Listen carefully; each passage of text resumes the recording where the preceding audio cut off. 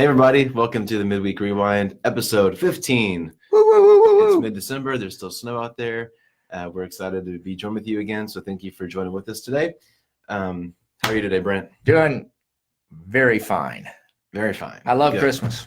Good, me too. 6 days.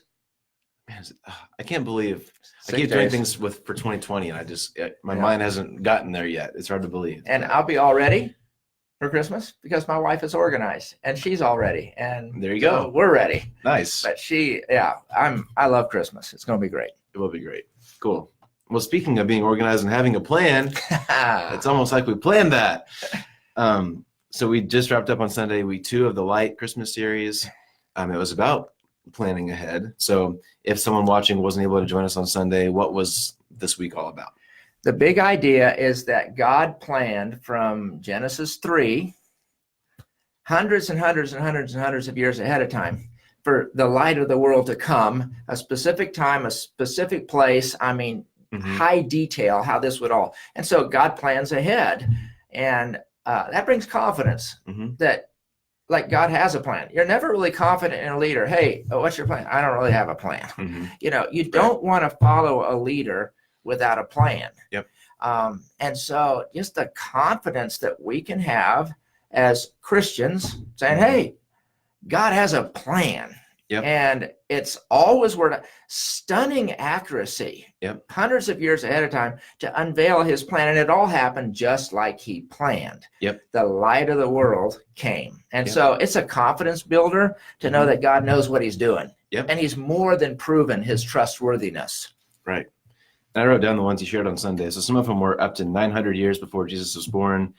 And they're not just like insignificant details people could guess.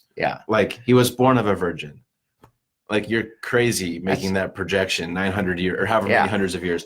Born of a virgin, born in Bethlehem. He'll end up going to Egypt. He enters Jerusalem on a donkey. He's betrayed for 30 pieces of silver. I'm going to come back to one with there are people casting lots for Jesus' clothes at the cross. He was offered wine vinegar on the cross, and he was raised from the dead. Here's one I didn't know about until you mentioned on Sunday. They predicted that he'd be crucified before people knew what crucifixion was. Right. There are only 3 modes of execution in the Old Testament: stoning, burning, and hanging. Okay. And so it would make sense that God would say, 1 out of 3 chance, the Messiah will be burned to death. Right. Or will be executed by hanging or by stoning. But to predict a mode of execution they didn't use or know about 900 years ahead of time. Crazy. That is crazy. And like you said, that boosts our confidence, gives us some I don't know, it gives our faith some trustworthiness, and we can trust that the Bible is accurate. And There's this thing that sometimes we need to know there's a difference between faith or reasonable faith and blind faith. And it's reasonable faith to believe that there is a God. There's lots of evidence, not proof, but there's lots of evidence that there's a divine organizer of this planet. That's a reasonable faith. It's not a blind faith. And so, yes, we need faith in Jesus, but it's reasonable. Right. And part of the reasonableness of putting our faith in God is the confidence we have in how he's predicted things, and they always happen. So we can trust him. Anyway.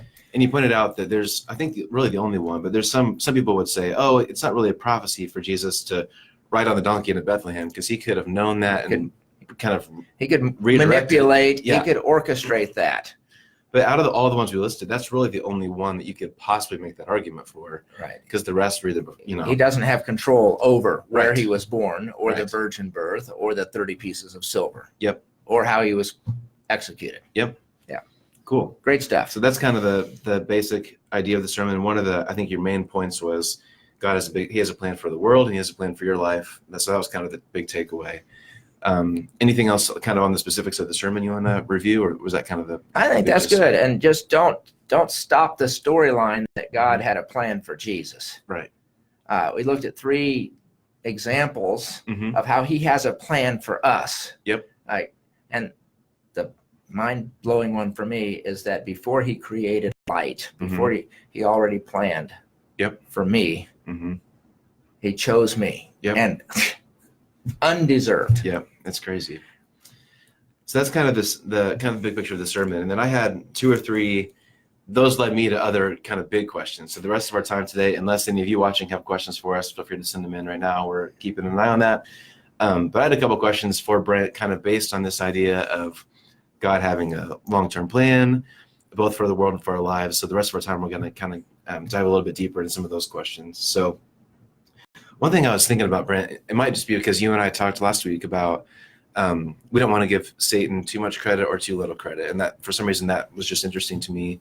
And one thing, as we're looking at a lot of these prophecies, and right now the church-wide YouVersion plan is through Revelation. Yeah. So a lot of us are reading through Revelation right now. And for me, it's just interesting that the end of the world is spelled out fairly clearly. There's a lot of things we don't understand, but we know the gist of how the world's going to end. And since we know it, odds are Satan knows what's going to happen. So why does he keep trying so hard if he knows he's going to lose? Well, like that's if he knows what's going to happen, why put up the fight? Just explain that to me, Brent. Really easy theological question. Satan doesn't know the future. Okay, but does he know the Bible? He knows what God says is going to happen. Okay, but there are stubborn people who have wrestled with their brother, their older brother, 50 times. They've lost every time. They still think they can beat him the next time. Yeah. Okay. So even though Satan knows that he put Jesus up on the cross, and Jesus said, I'm going to rise again. Satan fought against it. Satan lost. Satan just continually loses. But he's the stubborn younger brother that's not going to give up, and he's going to keep fighting. And he says, this next time I'm going to take Jesus. He knows what the Bible says in Revelation, his eventual doom, thrown into the lake of fire. He's just not willing to concede. Yeah. Oh, that's interesting. Okay. He's good like answer. A stubborn younger brother. He'll keep wrestling, even though his brother says you'll never win. Right. Gotcha. So. Okay. No, that's a good answer. Okay. So this is even a bigger question. So, and again, it ties in with what we talked about on Sunday, but it's also kind of bigger than that. So God has a big plan for the world, and he has a plan for our lives. There are scriptures that say he knows which ones are going to choose to be saved, which ones won't be saved. But this whole debate of free will versus predestination is a big point of conversation. And so my question for you is, we talked about how God is a planner. Yeah. He's the ultimate planner. How much is actually planned out and how much isn't planned out and has some flexibility in God's plan? Once again, a really easy question for you, right? Well, this one we won't solve. And I don't want to give just a backdoor exit for me. But there's a point at which we have to be content that we are like a gnat to God. So if I look at a gnat, I think that's nothing. That's how we are to God. And our cognitive ability as humans is so much higher than a gnat. We're like the gnat to God. And we tend to think that we deserve to have all the answers because we've explored space and we've, dove into the human the genome. Yeah. Okay. Because I should have planned that one ahead. We're clearly scientists. But we have gone into outer space and we, kind of dove into the smallest of small of life. Yeah. We tend to think that we deserve to have all the answers, but there's just a point at which we're like the gnat. Yeah. Having said that, yes, this has long been the debate that if God is all-knowing, we really can't have free will. Right. Because if he knows what we're going to do, we don't really choose it. Right. Okay. And the planning is also interesting because knowing versus planning might be a little bit different in some people's minds. Yeah. Like sometimes so anyway, keep going. So there is a term called open theism. Okay. I am not with open theism personally. Okay. The idea goes something like this. If we as humans truly have free will, Mhm. God can't know what we're going to choose. Mhm. So if my choice is truly free, like I can make it without any outside orchestrating or manipulating or no one else, if I can choose Mhm. whether I do this or that, Mhm. that God means can't know God it. can't know it ahead of time. Right. Okay. That's open theism. Gotcha. I'm not there. Seems to be a lot of scripture against that. Well, yeah, and there Yeah. are scriptures that say God knows all. He doesn't change his mind. There are scriptures that we can get into some of the others, but he doesn't change his mind. He knows the future. He chose us before the creation of the world, the foundation of the world. And so, yeah, you've always had this, God has predestined. He has chosen ahead of time his plan, and we have free will. And these go like that. Yep. Okay. I don't have all the answers. I have levels of confidence. Okay. So at my highest level of confidence is that God doesn't make mistakes. He's perfect. Way up there high is he can't truly change his mind because that would be admitting a mistake. So if he said, I'm going to do this, and then he says, oh, I'm not going to do that, that means he made a mistake. And so I don't have all the answers, but I'll go toe to toe with anyone. God is not God if he does not know the future. Yeah. God is not God if he makes a bad decision. Okay. And so, however that kind of implodes our little 3.5 pounds, I believe somehow God does give us free will, and he does know what we're going to choose. Now, I don't know how to wrap that up and put a bow on it and we all feel good about it. Right.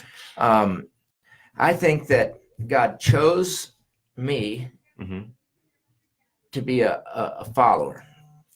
I believe that I chose him, and it was completely of my own free will. I'm not a robot. He didn't have a stick pin in the back of my neck, and he's leading me to, kneel by my bed, and he's pushing my head down on the bed, and he's forcing my hands. Yeah. He didn't force me at all to accept Christ. I can't fully understand that he predestined me and I have choice. But if I don't have free choice, I can't really have a relationship with him. Right. And if he doesn't choose me, he's not God. And so I'm stuck with this idea that he can't be God if he doesn't know the future. And I can't have a meaningful relationship if I didn't have a choice. Right. Okay. So both of these have to exist. Right. And in my gnat, G-N-A-T, in my gnat-like cognitive ability, I have trouble with that. Yeah. I think I land similarly to you, where I think you're right that there seems to be scripture that seem to point both ways. So I'm okay with in the middle, there must be something I don't understand. Like I'm okay with that, but a lot of people aren't. They seem like they've got to land one camp or the other. So I'm curious. I don't really know what is the MB stance on this. Is it kind of similar to what you just shared, or is there like a doctrine statement that MB churches kind of? There are some denominations that are what we call Reformed, and they are high on God predestines, he chooses, sovereignty. And then you see churches like Free Will Baptist, okay? And these are two, both come out of the Bible, right? Two persuasions, and depending on who you are as a person or depending on your church, you'll be on this scale. And honestly, without apology, I'm straddling the middle. I think that when I die and go to heaven, there will be a welcome banner. Hey, welcome to heaven, Brent. And it will have under that, because Christ chose you before the foundation of the earth. Ephesians 1:4. And I'll walk in having been chosen by Christ. And I'll turn around for one last look. I don't know why. It's not like Lot's wife who turned into a pillar of salt. Not the bad kind of look back. Right. But I'll get through and I'll turn around, and on the back side of the banner, it says, because you chose Christ. I'm going to be in heaven because Christ chose me. God cannot be God if he doesn't know everything. But I can't have a relationship with you or Joan or anyone else if I'm forced to have it. Like I had no choice in it. And so the backside is my free will. The front side is I was chosen, predestinated. I just know both are clearly taught, and it just doesn't seem wise to me to like X out either one. And this side of heaven, I just know both are true. It's the same thing with you're saved by grace, but you should have some works to prove it. Right. Yep. Welcome to life. Yep.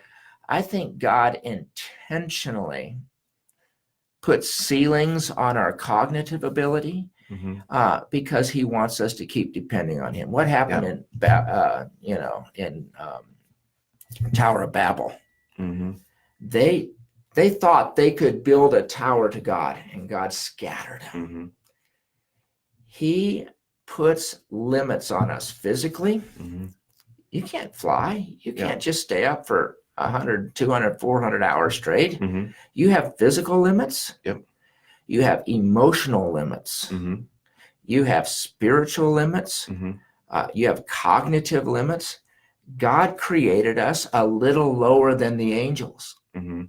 Because if he created us with unlimited ability physically, emotionally, spiritually, cognitively, we'd be God. Yeah, we wouldn't need him. We wouldn't need him. Yeah. He creates us with needs so that we will reach out. And his ways are higher than ours. And so, yeah, I'm okay with that. The analytical people. So I read a book. It's 25 years old, and it's called Why Christian Kids Leave the Faith. Okay. And so this author interviewed 1,500 people who had been raised in Christian homes, became a Christian, and wandered, and then came back, or wandered and didn't come back. Okay. And he interviewed them, and he tried to figure out why do Christian kids leave the faith? And the interesting thing is not because of bad or inconsistent parenting. Okay. It's things like unintended drift. So he just said, I went off to college. I didn't plan on leaving the church. I just slept in and it's busy and I just drifted. Okay. Yeah. Another one was I never really owned my faith. It was always kind of on the coattails of my parents and church and the youth pastor, and I never owned it. Another one was it just didn't work for me.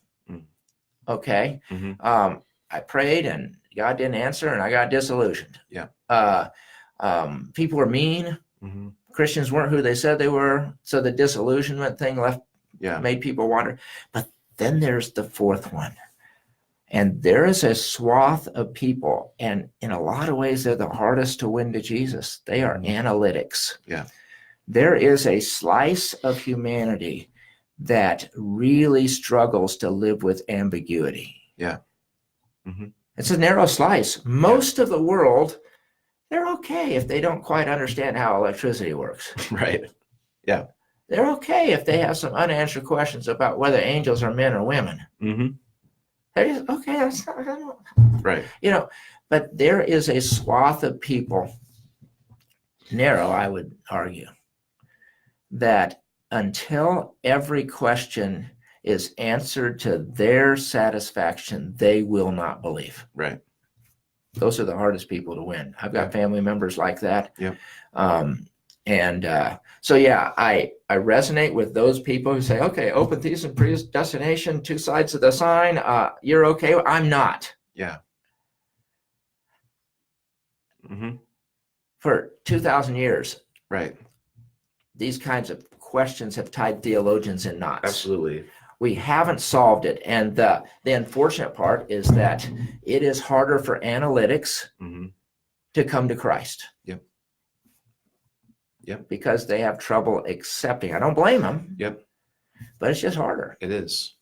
One thing you said earlier, before we started recording, is that I looked up, there's one verse where it seems to say that God changed his mind when people change their behavior.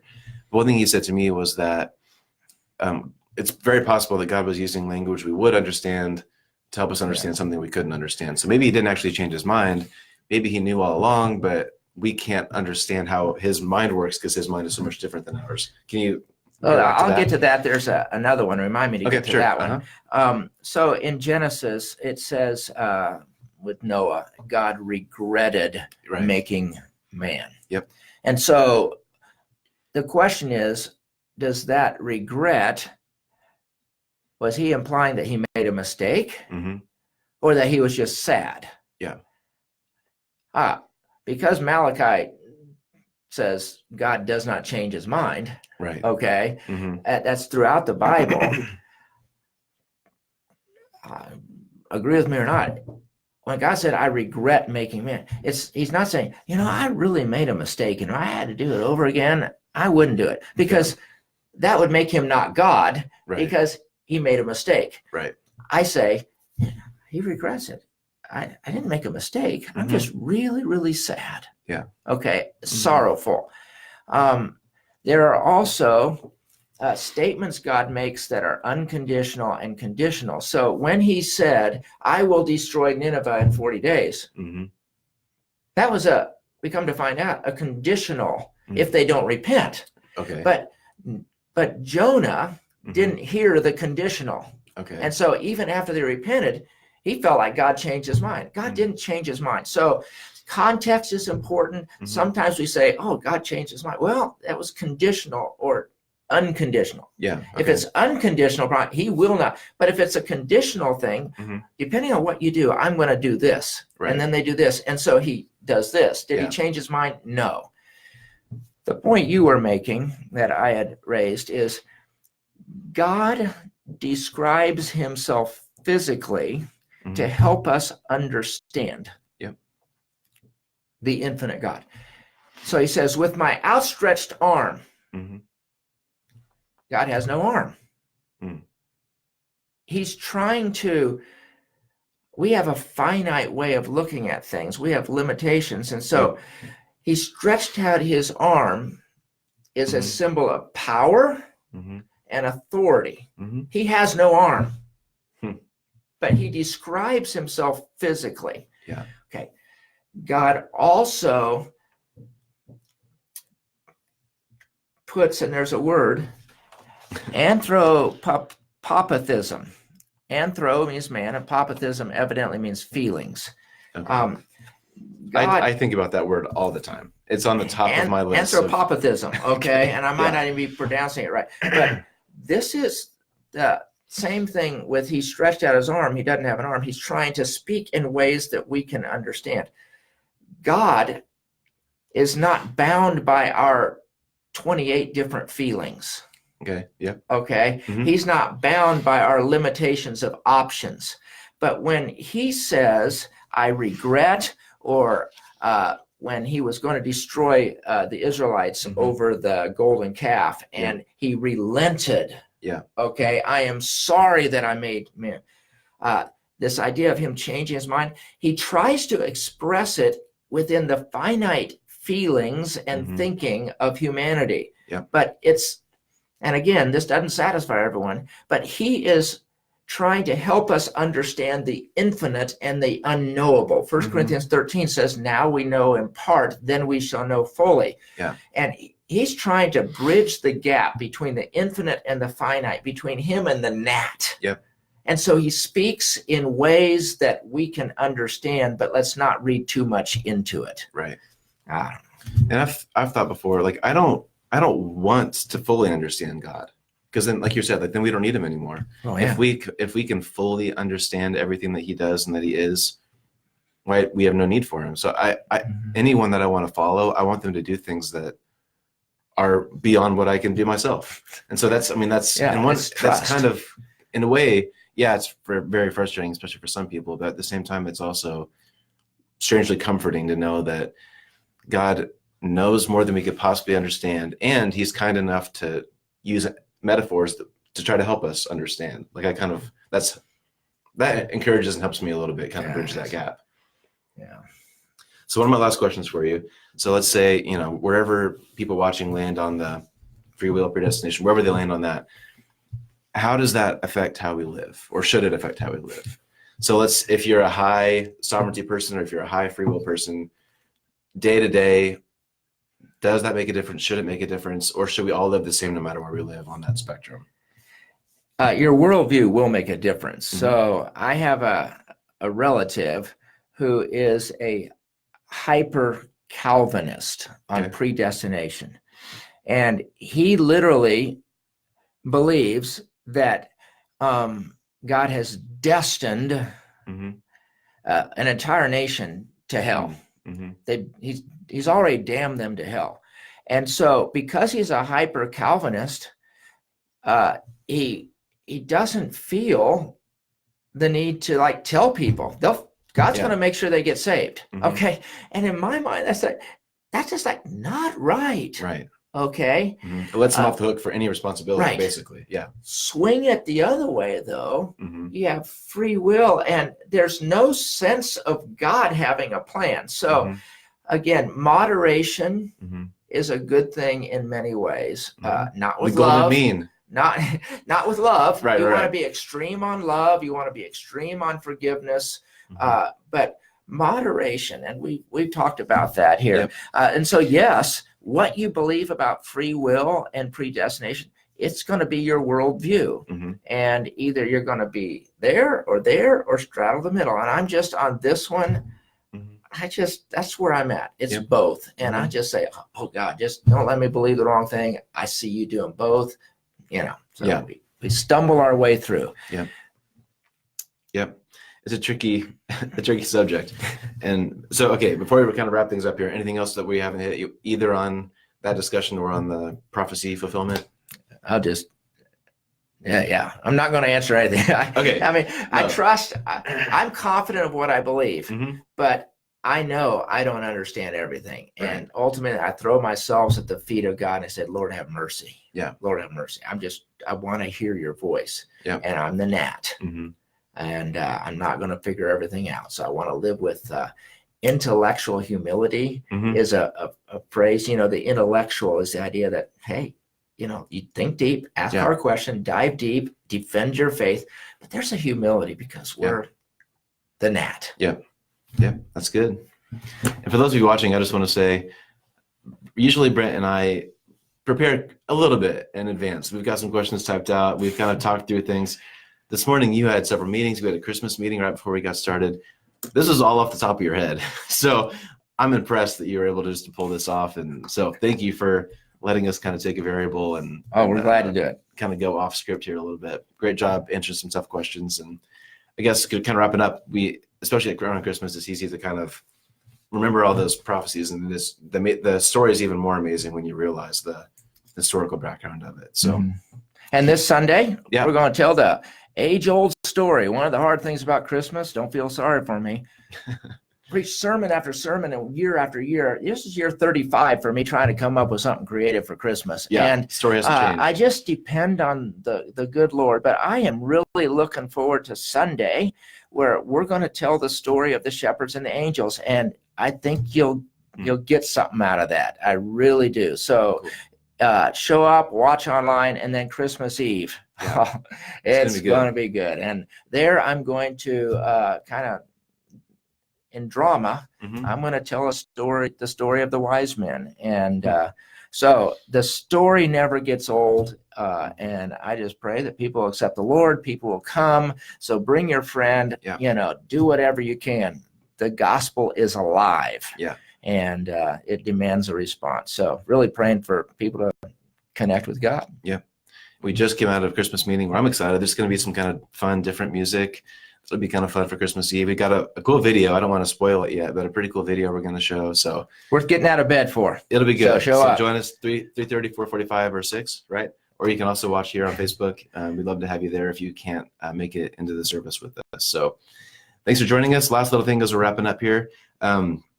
Next week is Christmas, so we won't be here next Thursday or the following Thursday. So we're going to take a couple weeks off. So we'll see you first week or second week of January, I guess. Right. We'll start a new sermon series, and Brent and I will be back for that. So we won't see you here until then, but we hope to see you Sunday and Christmas Eve. Hope you all have a very Merry Christmas. Thank you for watching us today and all the other weeks we've done this. Have a great Christmas, and we'll see you hopefully soon. See ya. Thanks, Brent.